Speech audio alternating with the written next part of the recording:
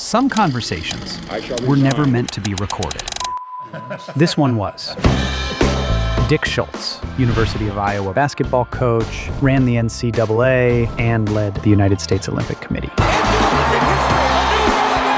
Kevin Cramton, author of Tuned, former CEO, who has led billion-dollar deals around the globe and credits Dick as his greatest mentor. Sometimes life, you get out of tune. If you keep your focus in the right place, and then life will become a true adventure for you. In a world moving faster than ever, it's easy to lose rhythm. These conversations help you find it again. The A and B students all end up working for the C students. This is not a masterclass. This is not a playbook. It's just real talk from two men who have done it. Welcome to Tune Talks. Welcome to Tune Talks. Dick and I met about a dozen years ago when I was in a group called the CEO Forum, and Dick was assigned to be my mentor. And I didn't realize at the time, but I'd hit the lottery. And so Dick is kind of a real-life Yoda, and a man of great wisdom. And so I've been able to take advantage of that throughout the last dozen years. And it's really been a great blessing for me. It's been the opportunity to be mentored, and he has provided great lessons in mentorship. A little bit about Dick's background is had a great career in athletics, starting in high school and then at the University of Iowa as the coach of the baseball and the basketball team, and then went on to be the athletic director over at Cornell in the Ivy League, and then at the University of Virginia, and then on to the NCAA, where he led the NCAA and then the U.S. Olympic Committee, and then after that was involved in the CEO Forum, a group of Christian CEOs, and spent a lot of time with not only U.S. CEOs, but also especially in Asia, which was a great passion for him. I'm going to start with a little bit of a history lesson because you have a birthday coming up in September. And as I kind of look back, you were born a month before the famous stock market crash of 1929. You think I caused that? You started a streak going, because we've talked about this before. So you start off with the stock market crash, then you have the Great Depression, and then you have World War II, and then even right after World War II, that transition wasn't easy. So the first 16, 17, 18 years of your life were about navigating tremendous change in the country.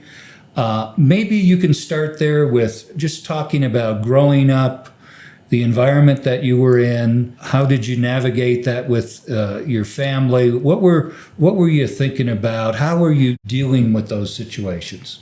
Well, it's an interesting question because it's all a process. I grew up in Kellogg, Iowa, a huge population, about 750. There were 16 in my graduating class, and I was the only one that went to college out of that class. When I was a youngster, and the first time I can remember life and things going on around it, my dad owned a pool hall. When I was about 10 years old, he sold that. And I always said he sold it because I got too good on the back table. And then he launched an interesting new career. We had 2 manufacturing plants in our small town, and a relationship was developed with the metal stamping plant with the Amana Company, which was really starting to expand and grow refrigeration. So there was a brand new concept on the table of providing a cold storage locker facility with individual lockers for people where they could have their meat processed and frozen and kept. And I can remember riding around in my car with my dad as he was selling farmers on the idea you don't have to can your food anymore. You can bring it in, we can process it for it, it'll be frozen, and it's only $12 a year to rent the locker, and then there was a small charge for the meat processing. So they started with about 150 lockers, and soon it was expanded to 300, which was the capacity. And then along came deep freezes. And a lot of people said, oh, that's just going to kill your dad's business. Well, what it did, it just quadrupled it, because people still had to have their food processed and packaged, and they would bring it in, and we'd process it, freeze it. They'd come in and take it home and put it in their freezers. So that was always an interesting concept, and I grew up working there, learning how to cut meat, working situations like that, and he gave me a little business challenge. At that day, in that time, we had a small building that was insulated across the street that was an ice house. So that became my summer business of making sure we had ice and selling the ice to people, and 25 pounds of ice sold for about 25 cents. And then the next year, he felt, okay, it's fine. He's learning some good things, but he needs to learn some things from other people other than me. So I was able to get a job with a construction crew with the factories. The two factories were owned by one person, and it was expanding. And so they taught me how to be a welder, and I did arc welding on buildings, and said that was an interesting process in itself. And then that took me up to the age of 16 when I graduated from college, or from high school. You know, back in the dark ages, we didn't have kindergarten. And I went into school a few days before I was 5 years old. And in those days, if you were a little bit hard to deal with in the classroom, the teacher might bump you up a grade. I think that still happens today. Yeah. Well, they wanted to bump me up a grade, but my mother said no. Okay. And that was probably a blessing, because in the long run, I kind of lucked out. I graduated. I was a college freshman at 16, going into college with all the fellas coming back from World War II that were in their 20s and 21. So you might say I got educated in a hurry. Yeah. Just going back, so your dad, he's a business guy, an entrepreneur, and then all of a sudden he starts a business, and then the technology changes on him. Yeah. And then instead of panicking, he adapts. Yeah. One of the most important elements of life, and I'm listening to your story, is the ability to take the circumstance that you face, and then instead of being paralyzed, but you quickly then analyze and then adapt to the situation around you, and are able to do that. One thing that I learned well from my dad, because he was a good thinker. He wasn't well educated. He grew up on a farm. His parents both came from the Hamburg area of Germany, and he had 3 older brothers and 2 older sisters. He was the youngest, or the next to the youngest. And when he was 16 years old, his father was killed in an automobile accident, and he had to drop out of school and take care of the family affairs, because the older children were gone and married and had families of their own. So it started at a young age when he had to adapt, and he didn't panic. He handled the situation. He grew up, and he was a very wise man, and observing the adjustments he made, and how after those adjustments, things were actually better than they were before. For example, even before the introduction of deep freezes, a person wanted to finance a small building in a community south of Kellogg in Sully, and so they built a building that didn't have any processing. It just had lockers, and there were another 200 lockers there, which were 200 more customers. And My dad had a trailer, and a lot of times I would ride with him, and they'd pack the meat, process it, pack it in the Kellogg facility, and then after it was well frozen, put it in containers. We would drive about 30 minutes to Sully, unload it, put it in all the lockers, and come back home. And then, of course, there was World War II and all the challenges of that.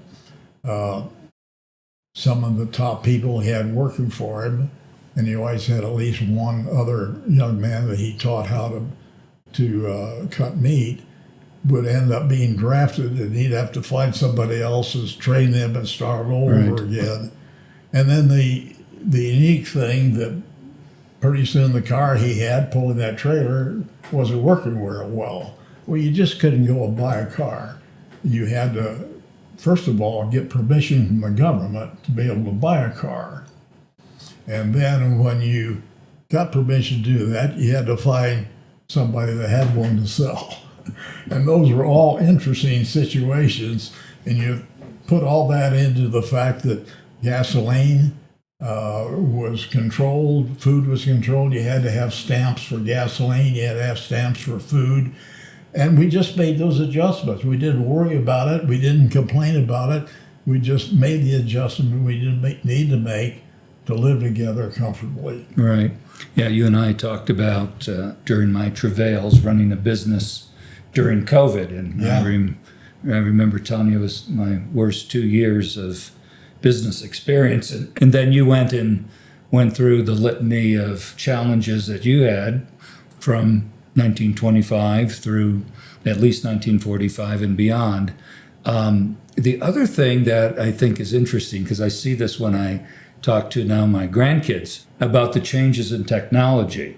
You were talking about, let's go back to your ice business. Yeah. There was a day when a refrigerator was called an ice box. That's right. It was a metal box and you put ice. Now, were you selling ice for ice boxes? Yeah, most people who lived in rural areas still had ice boxes because some of them didn't even have electricity. If they were wealthy enough, they could put in a system to generate their own electricity. But most people, a lot of people then didn't have electricity in their house. They still used lamps, so obviously a refrigerator wasn't going to work. So they would put that ice in there, and I'd had very regular customers, and usually a couple times a week to get ice. And we went through a lot of ice in the summertime. Right. So today, people are used to ice makers in their refrigerators. That's right. Yeah.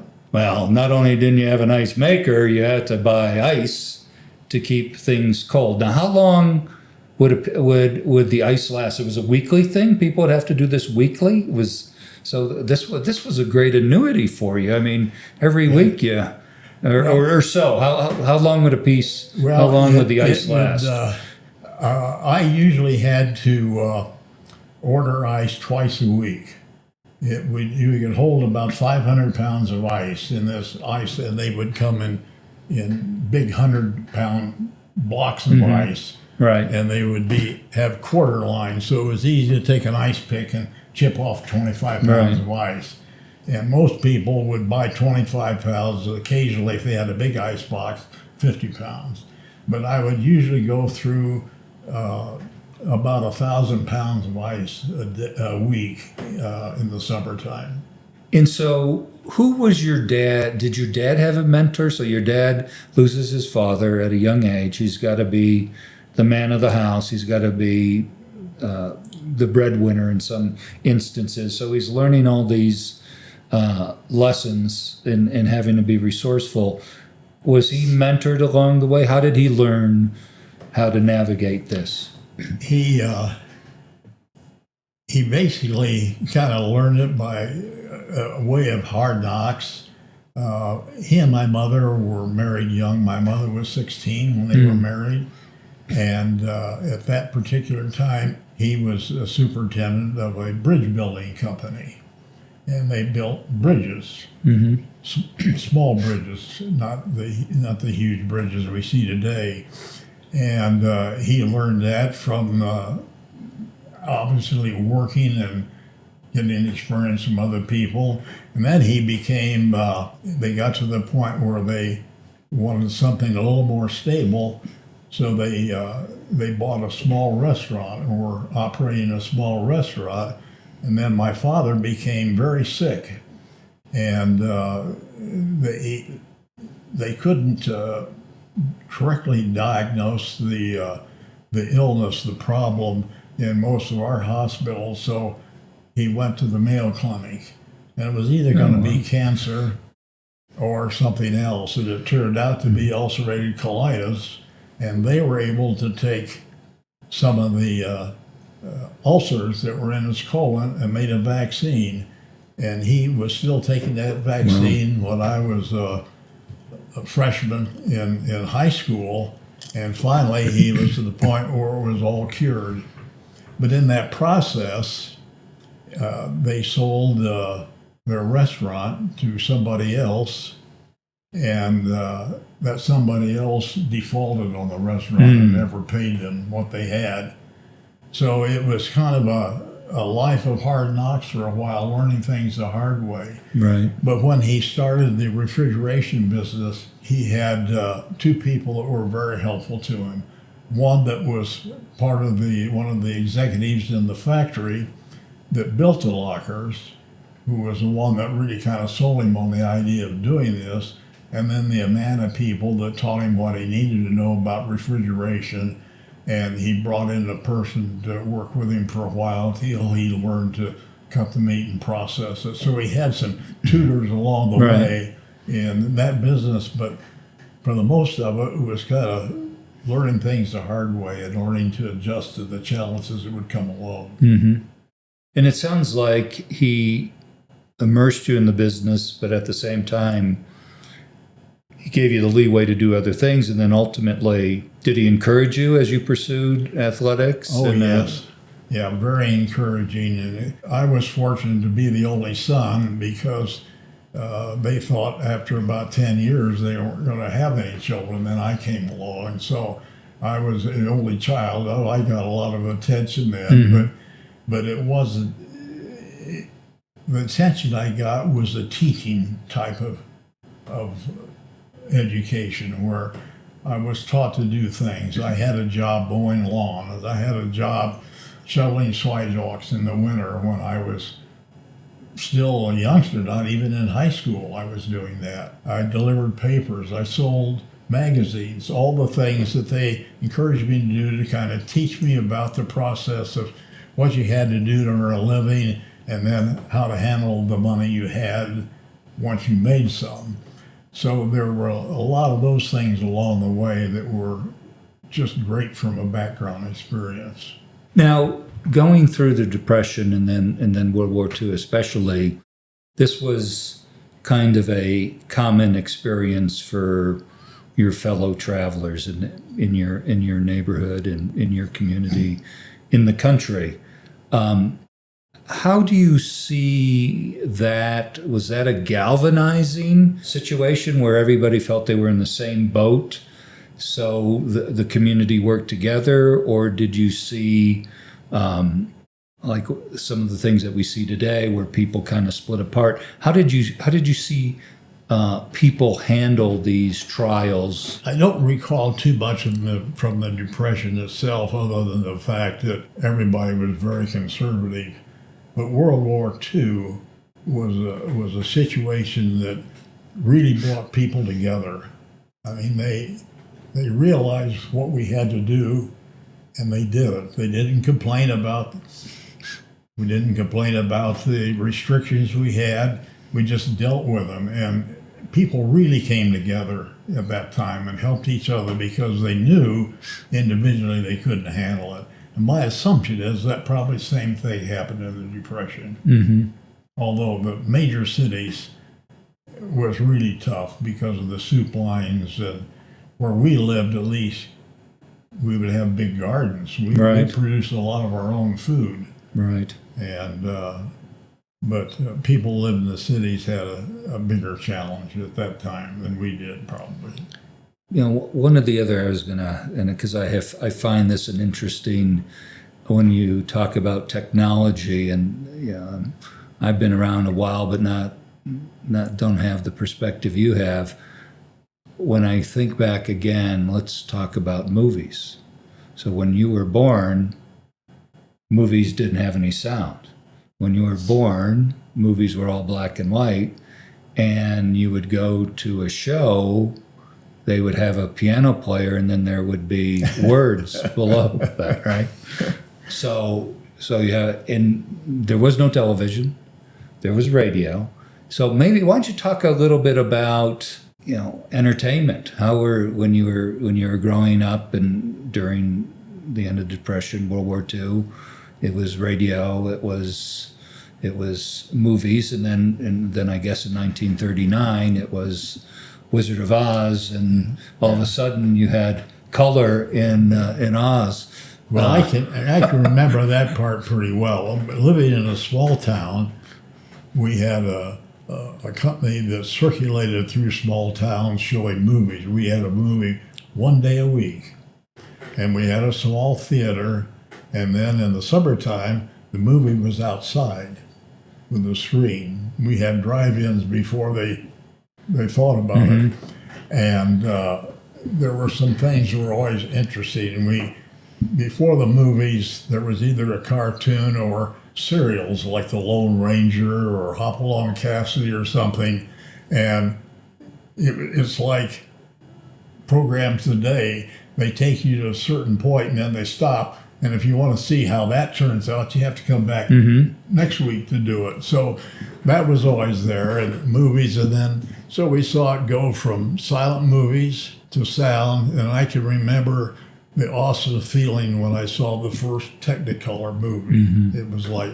wow, this is something else. Right. And then, of course, the next big thing was the bigger screens and the wider screens. And even by the time I graduated from college, there was television, but you had a television set unless you lived real close to a place that had the transmitter. You looked at snow. Right. You didn't see much, but you looked at snow. And that was another amazing development that's taken place. But to appreciate that, you have to see what it was like before. Right, because the thing that when I show my grandkids, I pull out a rotary phone, and they don't know what to do, right? Yeah. What is this? Yeah. Is this some kind of spin game or whatever? And we were just talking about, and I played them some of the Glenn Miller songs where Pennsylvania 65000 was a phone number. They said, Grandpa, what does that mean? Well, growing up in a small town, our biggest thing that occupied us was sports. We played baseball as soon as the weather would allow, and then inside it was basketball or volleyball, and every kid in the city would probably come together and do that.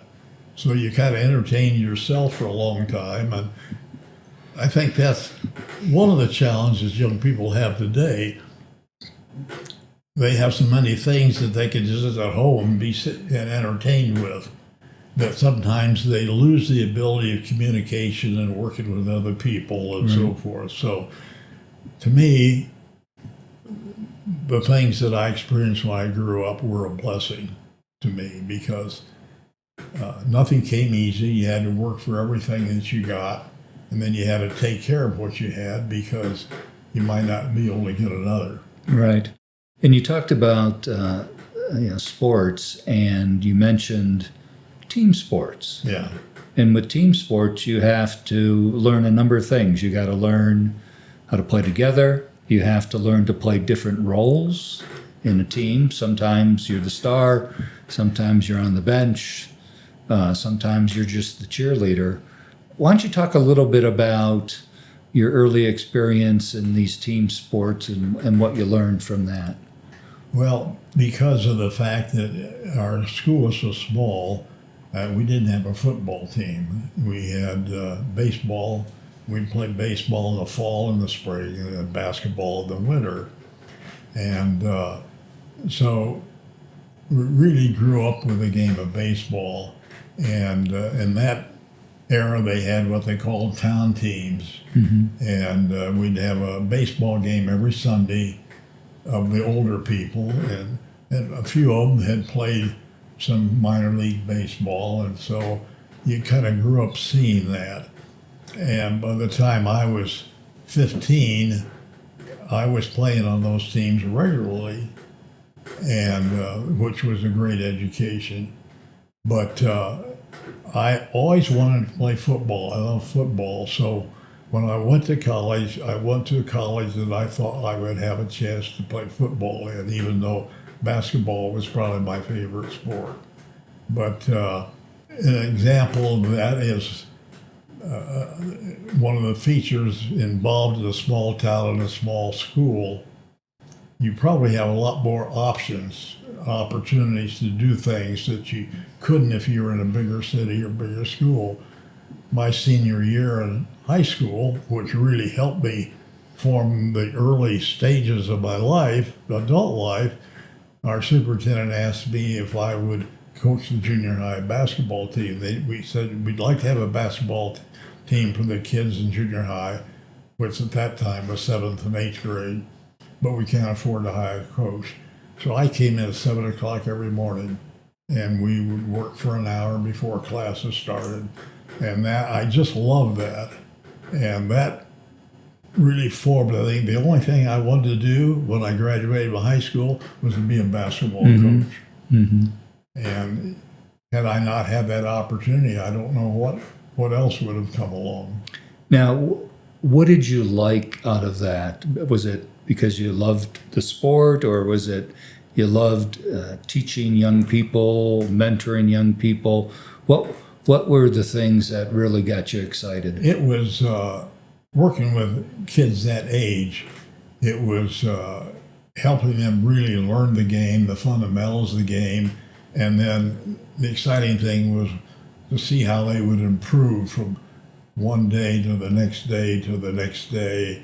And that was fulfilling, in being able to teach children something and then see them actually grow from that experience. Now, you kind of set me up pretty well for my next question. So you're in Iowa, you're 15 years old, beginning 15 years old, you're playing on these local teams, baseball teams. It sounds kind of like the movie Field of Dreams, okay? So Kevin Costner, Joe Jackson, shoeless Joe Jackson, that is. So the story about people that had unfulfilled dreams.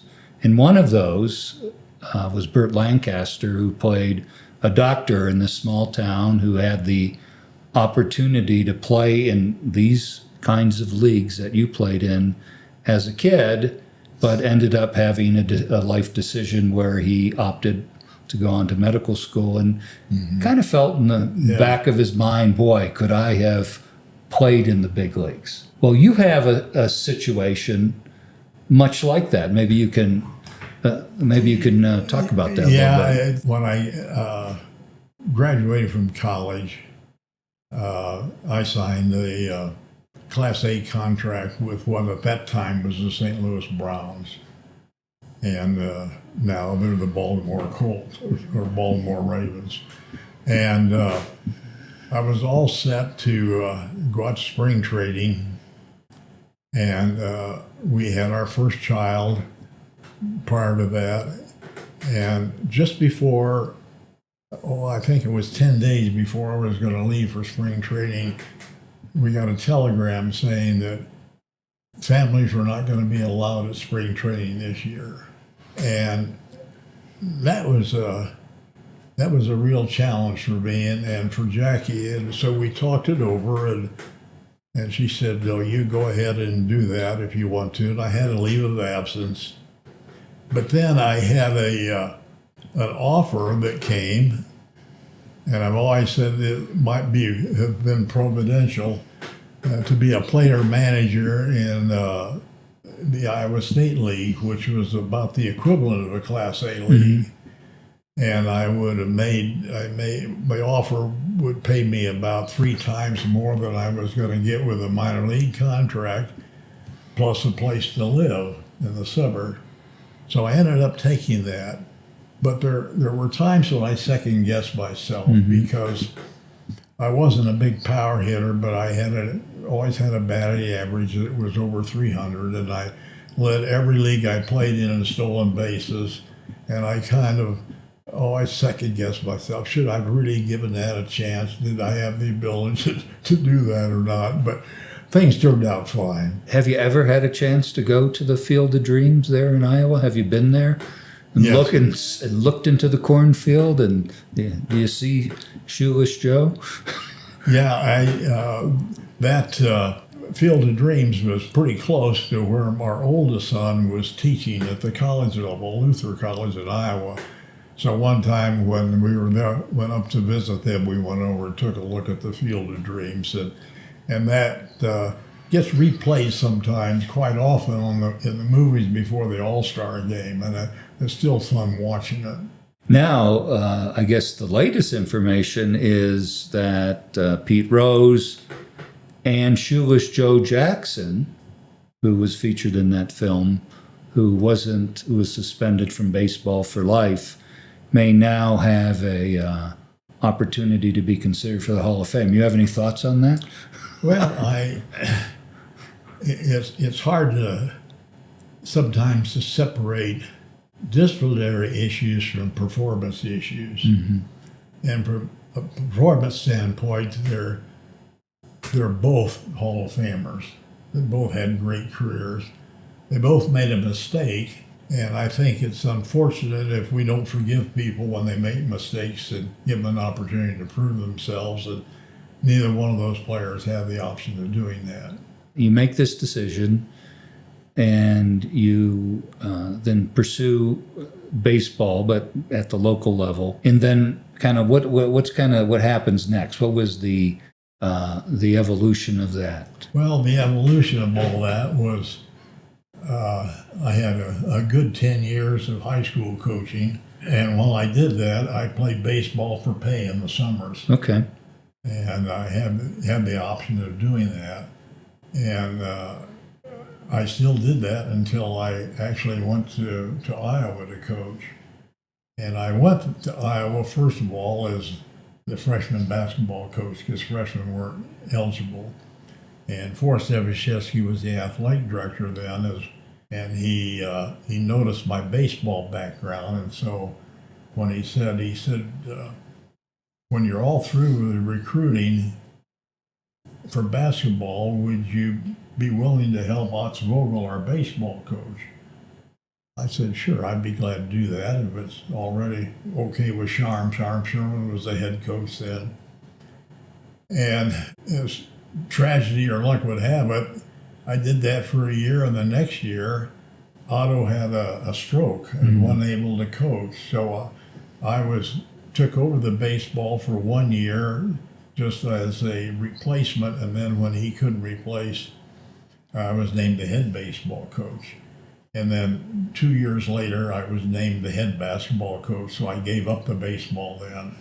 But I think I'm probably the only person in modern Big Ten history that was a head coach in 2 different sports at the same school, but not obviously at the same time. Right. So, one of the things that we talked about before was one of maybe one of the more prominent events in Iowa basketball history is when the Iowa Hawkeyes beat number 1 ranked UCLA and John Wooden. I believe it was 1965. And I think I'm sure the state of Iowa was shocked, but the whole world was shocked.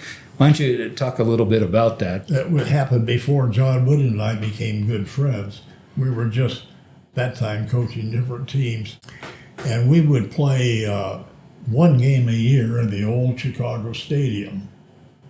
And Loyola University of Chicago was the host school. Mm-hmm. And so they played the preliminary game, and then Iowa and UCLA was the second game.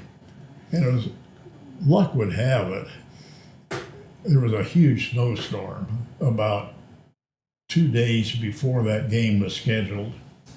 And there were still snow piles all over the place. And the old Chicago Stadium, all they did was put some plywood down over the ice and then the court down. Now they put insulation and everything over it, or they take the ice off. So it was cold in there. And they were ranked #1, and actually they went on to win the national championship that year.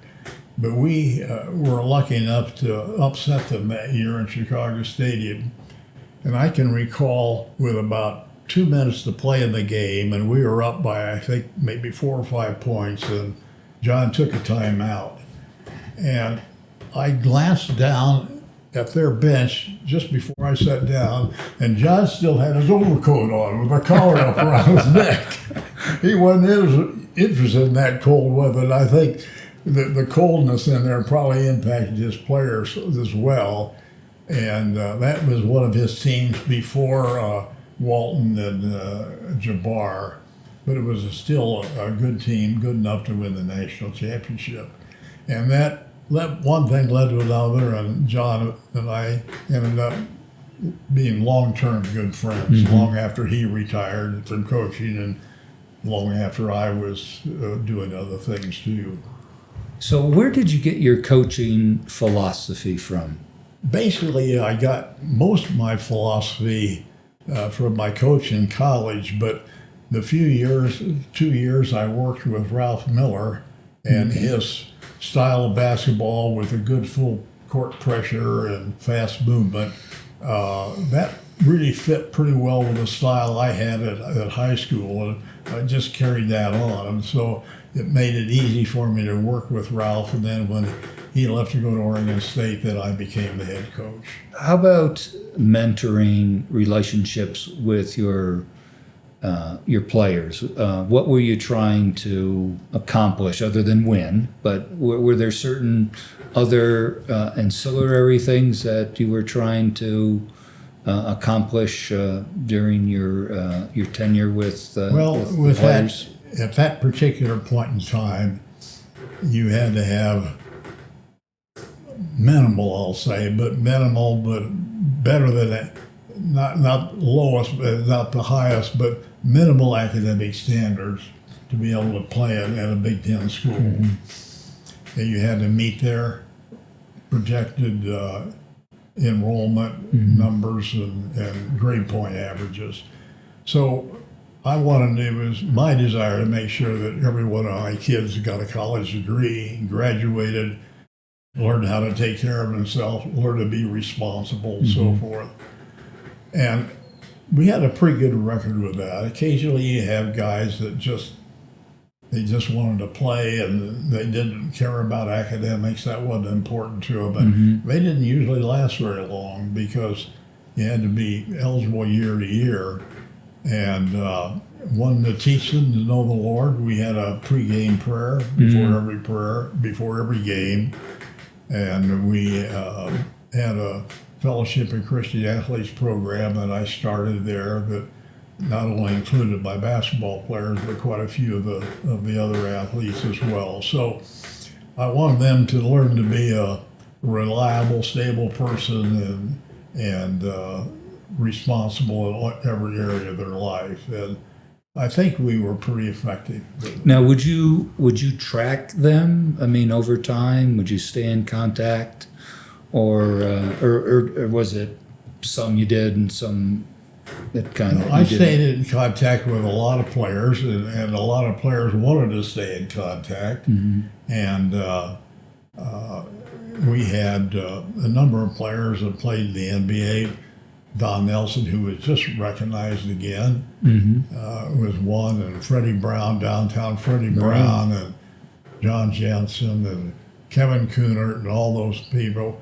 We stayed in touch with them for a long time until they got so active that even when I was the NCAA and I had to be in Seattle, the University of Washington, why Fred Brown and I got together. By that time, he was the vice president of a bank. And I'm still, every once in a while, I'll get a letter or phone call from one of my high school athletes. Oh, wow. And so that's always a blessing to me to know that there were some people there whose life I was able to impact positively. Now, when you were recruiting, what kind of attributes were you looking for as a potential player? Well, selfishly, first of all, we were only recruiting what we thought were top players that could make a contribution. And there were some players we'd love to have that we just couldn't recruit because they just didn't academically couldn't do it in the Big Ten. And the challenge then, when I was coaching, was that there wasn't any national letter of intent. You could sign a player to a Big Ten letter of intent, and once you did that, no other Big Ten teams could recruit them. But the rest of the world could recruit them. I see. And they were free until they attended their first class. And there were a lot of times we lost players 3 weeks before school started and 2 weeks before school started. And that really hurt because you didn't really have time to replace that athlete. And there was a lot of stuff going on at that particular point in time in some schools that were not healthy. And a lot of these were losses you had where somebody just gave them an offer that was not legally available, but still they got it. So there was a lot of that stuff that went on then, and that just made recruiting a different thing. And that's probably the reason that after 25 years, I got out of coaching and into administration, because it was just too frustrating, and you had really no protection until that first day of class. So in some ways, things have radically changed over the last several decades. And in other ways, they haven't, because if you think about it, today's basketball coach kind of faces the same issue where all of a sudden the window opens. You signed this guy, you thought you may have him for 4 years or 3 years, or if he went to the NBA. But all of a sudden, the season ends, and you thought you had them for another year, next year, and they're gone because they hit the transfer portal. Because, in some instances, because either they want more playing time, or very often they get a better payday somewhere else. Once we got to the athlete and he enrolled in the school, we didn't lose him to another school unless he didn't make it academically and then could find another school where he could fit in. But in those days, at least once you have him, you usually kept him. Because the transfer rule, if you transferred from one school to the other, you had to sit out a whole year of eligibility. And redshirting wasn't as prominent then in the 60s and 70s as it is now. Because of all the lawsuits, there's no really limit on transfers anymore. You can be at this school today, and you can be at that school tomorrow and be playing. And there's some athletes now, believe it or not, have played for 5 different colleges when they've used up their eligibility. It'll be interesting to see what transpires now that this big lawsuit settlement, $23 billion or so, has been settled. That's not going to solve all the problems, but there's also an effort being made to maybe restrict the number of times an athlete can transfer. And it'll be interesting to see how that eventually spins out. I think there's going to be some congressional involvement eventually. There's a big push in some areas to make athletes employees of the university, which would be a completely different thing. But right now, college sports and football and basketball is like free agency in the pro leagues. Right. So you have maybe the most unique perspective of anybody, because you've been a coach and you've had to face that. You have been an athletic director, so you've had to face those issues. And then you've been head of the NCAA. So you've sat in 3 different seats where you're impacted differently. Given that, what would be your solution? So if Dick Schultz could come and provide a solution for how to navigate this today, what would you do? My first response is I'm happy I'm not in either of those situations anymore. I was only the second person to head the NCAA. The original director, Walter Byers, was there for 35 years. So the charge that I was given when I came was to open up the NCAA and make it user-friendly. And that's why I traveled so much on weekends, because Walter never visited. He was never at a college campus. Mm-hmm.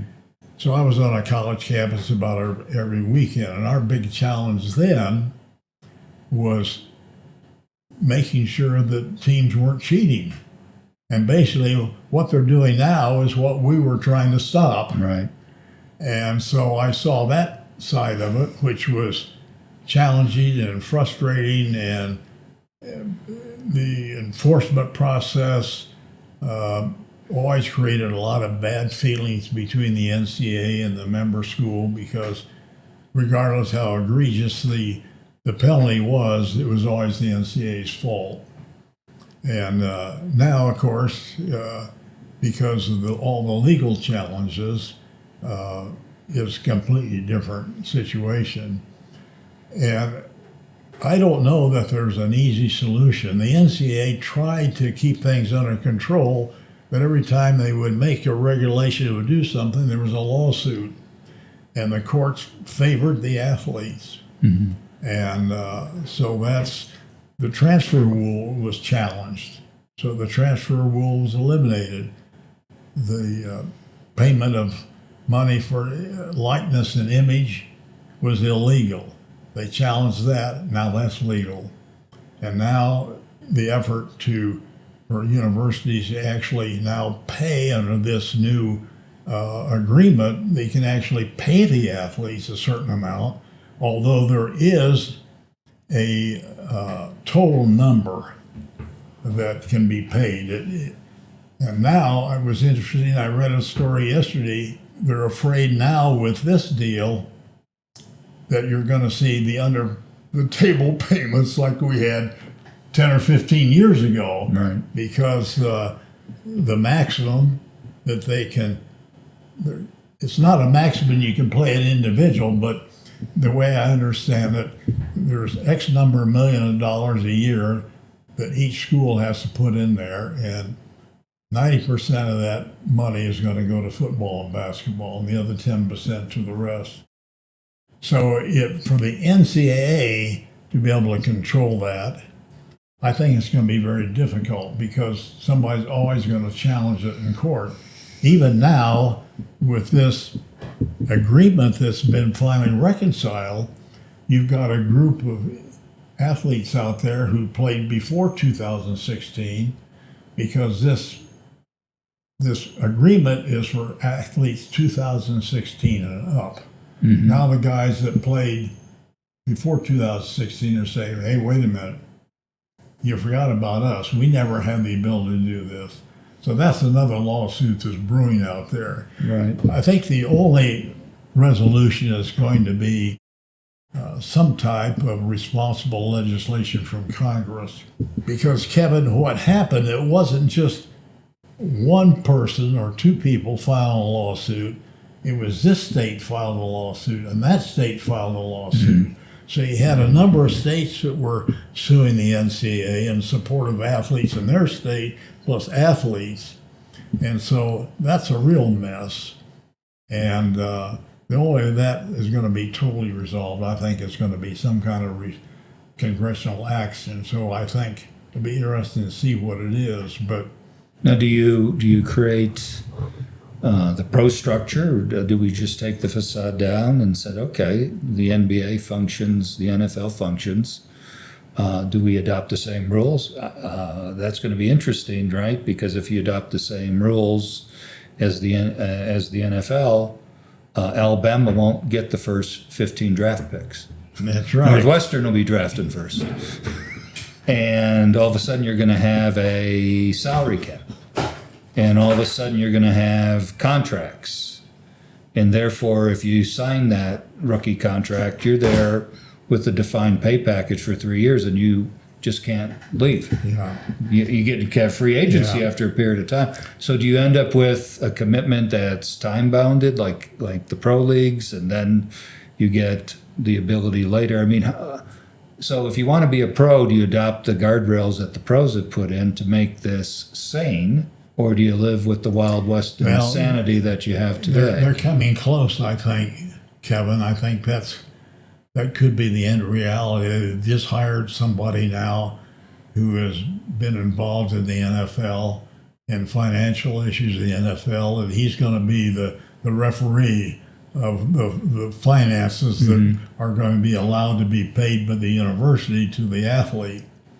And it'll be interesting to see how that works out. But I think what you're going to see is a bunch of rules that are very similar to the pro rules. Maybe long-term agreements in order to get you have to agree, say at the university for 3 years or 4 years before you get this full payment, something like that, and limitations on transfers and so forth. All that has to be put into place, and probably the only way you're going to do that and get away with it again is going to be a congressional legislation. Otherwise, you're going to spend all your time in court. Right. Otherwise, you have this antitrust issue and things like that. Yeah. So how about power conferences? Because if I read proposed, is you're going to have power conferences basically acting in one fashion, policing themselves. NCAA really not much involved in that, at least I believe in football and maybe basketball. What do you think of all that? You have this change. You don't have the Pac-10 anymore, Pac-12, whatever it was. Now USC and UCLA are in the Big Ten. Yeah, you've got 5 major conferences now, and some of them are the SEC and the Big Ten are fairly dominant because they're the 2 biggest ones with the biggest budgets. So whatever amount of money you put up there, they're not going to be happy with it. I can guarantee you that, because the SEC is already pushing to expansion of the football playoff, and we'll see what happens with that. But it's in free fall right now, and I think it's going to take some major issues, and it's going to be a real challenge to pull this together and make it be something that's reasonable and sustainable. So how do you're a fan here, and you're a college fan, of which I am, and I donate, I go to the venues. This looks like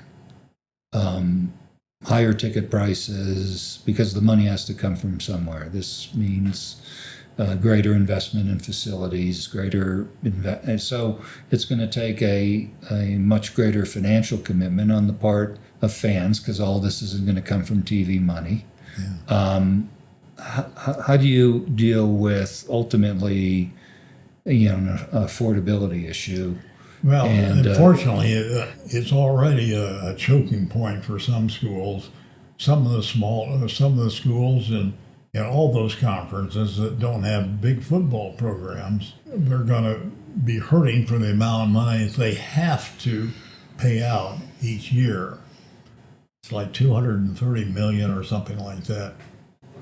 And for some schools and big football programs and basketball programs, the football playoffs and TV and gate receipts take care of all that. Mm-hmm. But it has basically eliminated all the Division I schools that are not in those 5 conferences, because none of those have got the resources to play at that level. So it'll be interesting to see if the NCAA can maintain the type of Final Four and basketball tournament they have. They're already adding 2 more teams this year, expanding it. And the distribution of that is always going to be a challenge.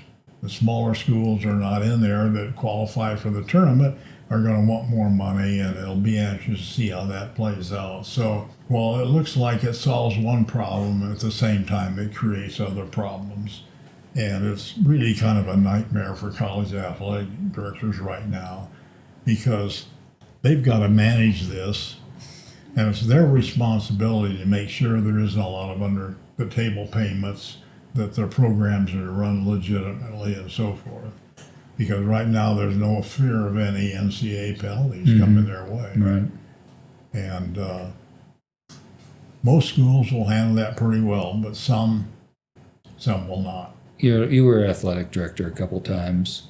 You have all these other sports outside of men's basketball and football, that most of them, with a few exceptions, lose money. There's a few that make money, but very few. Do you find yourself diverting the financial resources that you may have devoted for programs that don't generate a positive net contribution to football and basketball to assure that you can be competitive? Because at the end of the day, that's what pays the bills. And not only does it pay the bills, but I think when you do look at the analysis, there's a high correlation if your basketball team or if your football team wins, that people give, donors give. Yeah. It's not necessarily the same case if your volleyball team wins. It's a fact. I mean, I'm sorry, the volleyball players, but so it really, if you're an athletic director, doesn't it encourage you to divert resources? And then you have the issue of the Title IX, where the reciprocity of or equilibrium of the scholarships between men and women. How do you deal with that when you know that football at most universities, big universities, stirs the drink, even more so than basketball. Basketball is a contributor, but it's really football that's critical. One of the blessings I had along the way was being named the athletic director at Cornell University, an Ivy League school. When I went there, we had a huge sports program for men and women. All the women had come to the athletic director and said, "Look, we don't want the things that football and basketball have. We just want to be recognized as a varsity sport." So we had varsity sports in squash, in rodeo, in bowling, in everything you can imagine. And the athletic department was bankrupt. And it was also the year that Title IX kicked in. So I had to learn to manage that.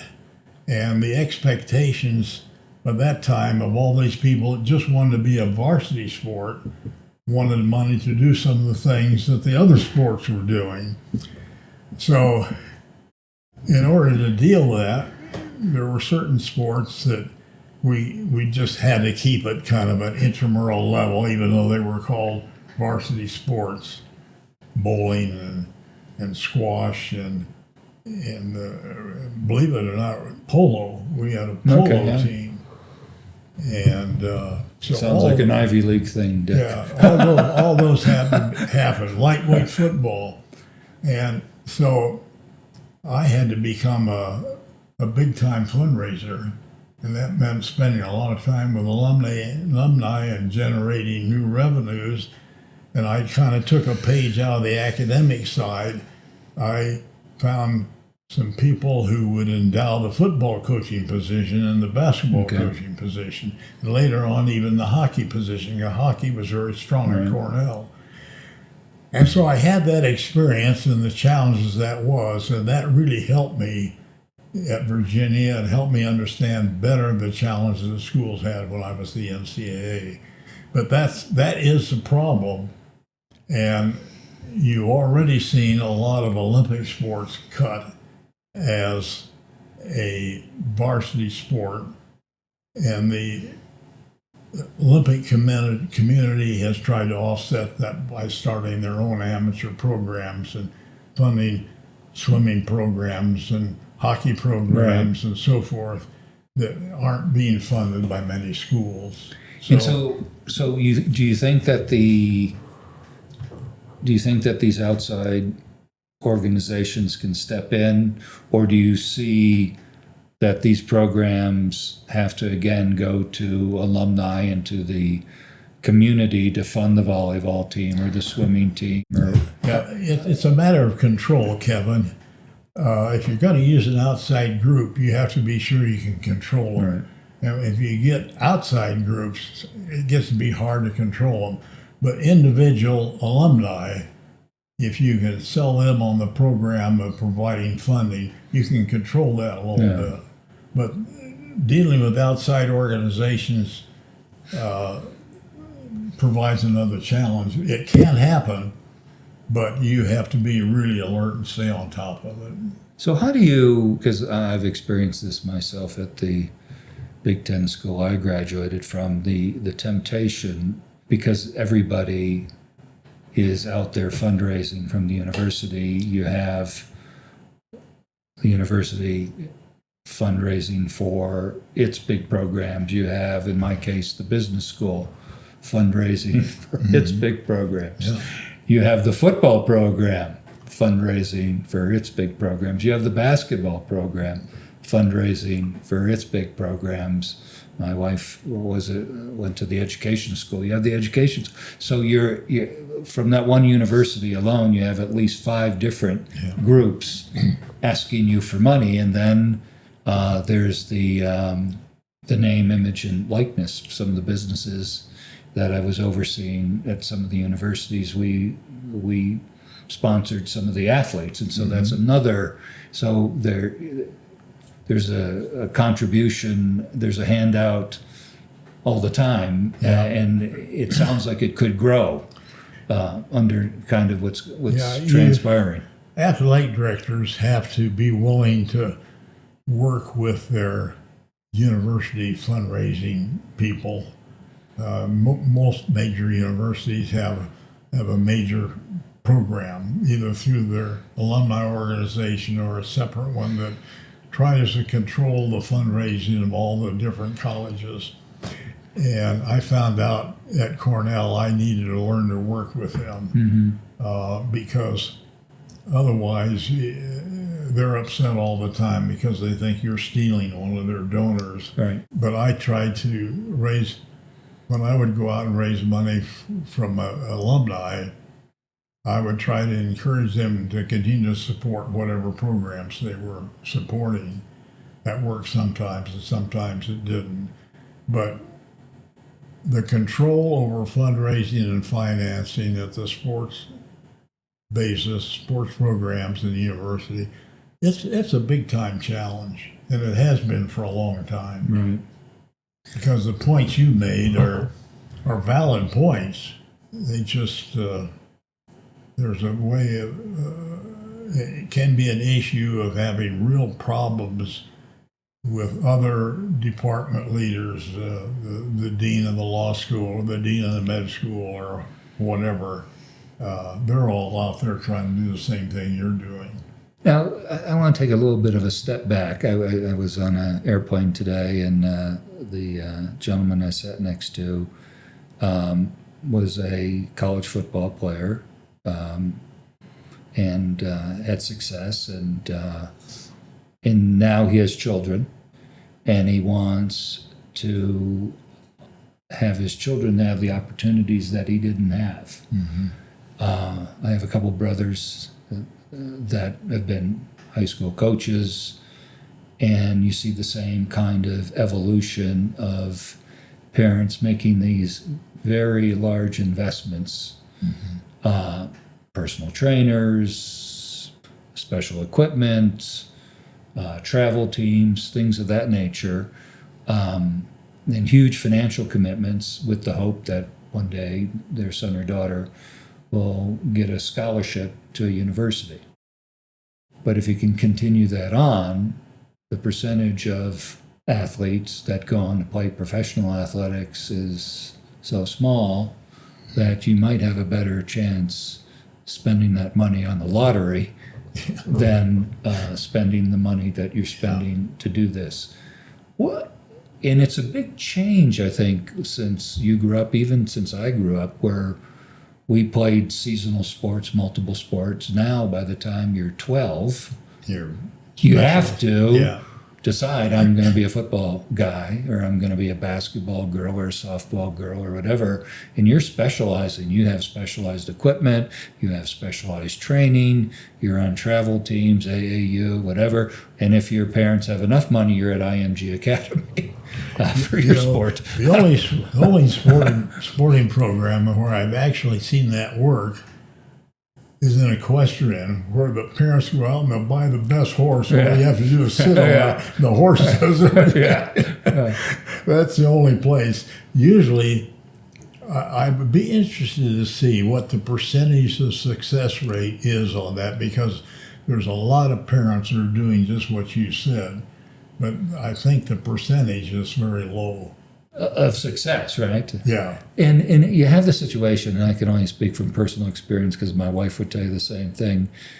I was a pretty good tennis player as a younger guy, but I grew up in a Detroit family, 4 kids, and tennis at that time, you can argue today, is a rich person's sport. Yeah. I mean, to play it at the highest levels, you actually need to be at IMG Academy. We couldn't afford that, but I had resources, and so I offered my kids the opportunity to do and participate in ways I couldn't. And then I remember we were living in London at the time, so they're going to a really nice tennis club, and we were paying for their practice in their lessons. And I asked my wife how they were doing, and my wife, who can be very candid, said, "Kevin, they hate it. And they're only doing it because of you," which was a crushing blow for me, which was crushing, but a great parental lesson, because the lesson that I learned is it can't be your dreams, it has to be their dreams, because at the end of the day, they have to do the work and the dedication. Yeah. And if they don't want that, then pushing that is not the right way to go. And so, not that I didn't encourage them to do future things, but it really was a check on me as to how you go about those kinds of things. Because I see tremendous, and my brothers have both stepped away from coaching out of frustration, primarily because of parents, and also the some of the attitudes that they see with kids today who don't have the kind of desire that maybe they did when they were younger. But your situation is more the average than the exception. And I think one thing that you see happening today, because of the big money in sports and now in college, a parent might think, oh, well, if I do this and this, my kid will be able to do this and make a lot of money. And the kid doesn't want to. You can spend all the money you want to, and it's not going to work. Right. Because they'll do it just because you want them to do it. And if they're going to be a successful athlete or a success in any profession, it has to be something they want to do. It has to be their decision. And then they'll have the motivation to do the hard work that they need to do to be successful, whether it's business or sports.